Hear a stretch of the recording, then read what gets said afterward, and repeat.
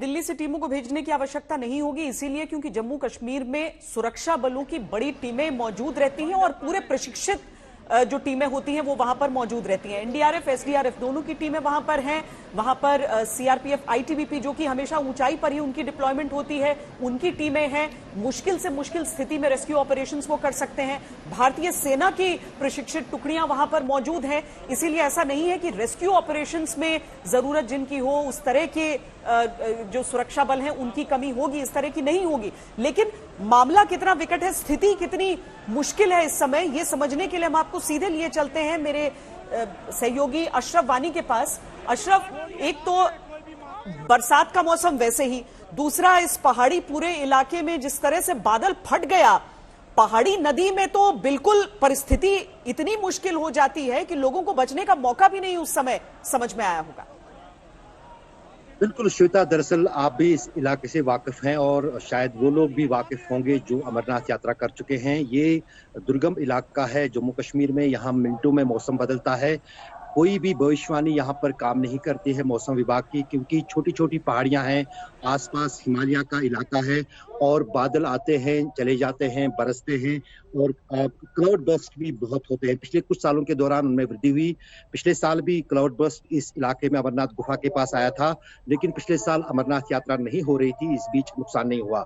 ये जो पूरा इलाका है ये सिर्फ अमरनाथ यात्रा के दौरान ही लोगों की चहल पहल और सुरक्षा बलों की आवाजाही से जो है गुलजार रहता है, लेकिन बाकी महीनों के दौरान पूरा ये आइसोलेटेड इलाका है। 13,500 फुट की ऊंचाई है और उस बीच सबसे पहले जो है यात्रा से एक महीना पहले सबसे पहले यहाँ पर सेना की टुकड़ियां भेजी जाती हैं। जैसे आपने कहा कि उनमें रेस्क्यू टीम्स भी होती हैं और इस वक्त जो आपको मैं लेटेस्ट खबर बताऊं यहाँ घटना स्थल से, वो ये है कि अब पूरी तरह से जो रेस्क्यू ऑपरेशन है वो सेना ने हाथ में लिया है और यात्रा से पहले ही वो इस तरह की परिस्थितियों से निपटने के लिए पूरी तरह से तैयार भी रहते हैं, प्रशिक्षित भी रहते हैं और उनके पास साजो सामान भी रहता है।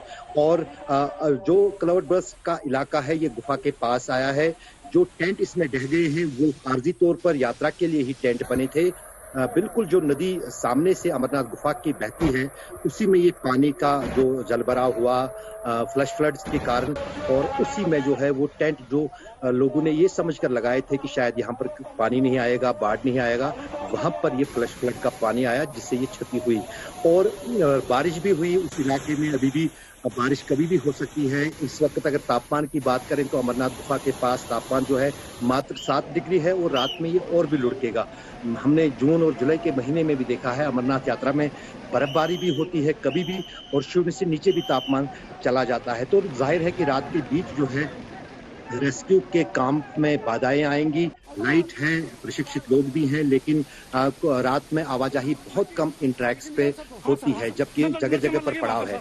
अब फिलहाल सेना और श्राइन बोर्ड की तरफ से जो मेन रेस्क्यू कैंप है वो पंचतरनी में लगाया गया है। पंचतरनी में हेलीपैड भी बनाया गया है जहां पर कई सारे हेलीकॉप्टर एक साथ, यहाँ तक कि M17 हेलीकॉप्टर भी जो है लैंड होता है। वहाँ पर जो है हॉस्पिटल भी है, जो सेना की तरफ से भी एक है, BSF की तरफ से भी एक हॉस्पिटल है और साथ ही साथ अमरनाथ श्राइन बोर्ड की तरफ से जो हेल्थ डिपार्टमेंट है जम्मू कश्मीर का, उनका भी वहाँ पर हॉस्पिटल है। अब की बार चूंकि 2 साल के वक्फे के बाद यात्रा शुरू हुई थी तो व्यापक इंतजाम किए गए थे और इन तरह की परिस्थितियों से निपटने के लिए पहली बार जम्मू कश्मीर की अमरनाथ यात्रा में 8 एनडीआरएफ की टीमें तैनात की गई थी। मैंने खुद यात्रा के शुरू होने से पहले उस एनडीआरएफ के साथ बातचीत की।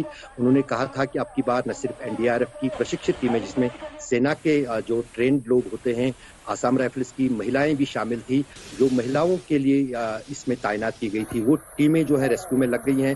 और जैसे मैंने आपको कहा कि अब हर साल आप जाते रहे हैं अमरनाथ यात्रा और गुफा से जुड़ी बहुत रोचक कहानियां, श्रद्धालुओं की बातें सब आप लेकर आते हैं। ये जो हादसा हुआ है ये ठीक किस जगह पर हुआ है?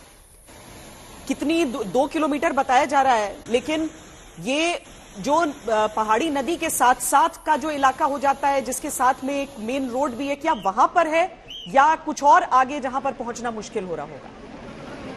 क्लाउड बर्स्ट जो हुआ है दरअसल वो गुफा के पीछे हुआ है और उसके बाद क्योंकि वहां देखा नहीं कि एक साथ जो पानी आता है क्लाउड बर्स्ट में जैसे देखा गया है, लेकिन फिर उसका बहाव जो है वो बिल्कुल अमरनाथ गुफा के सामने जो नदी बहती है, जिसमें श्रद्धालु नहाते भी हैं यात्रा के दौरान, उसमें काफी साफ पानी रहता है। यहाँ तक कि बर्फ के नीचे वो जून तक ढकी रहती है वो नदी, लेकिन फिर धीरे-धीरे जब जून में तापमान बढ़ता है, फिर उसका बर्फ जो है पिघल जाता है और नदी दिखती है, वरना तो वो बर्फ के नीचे ज़्यादा बहती है।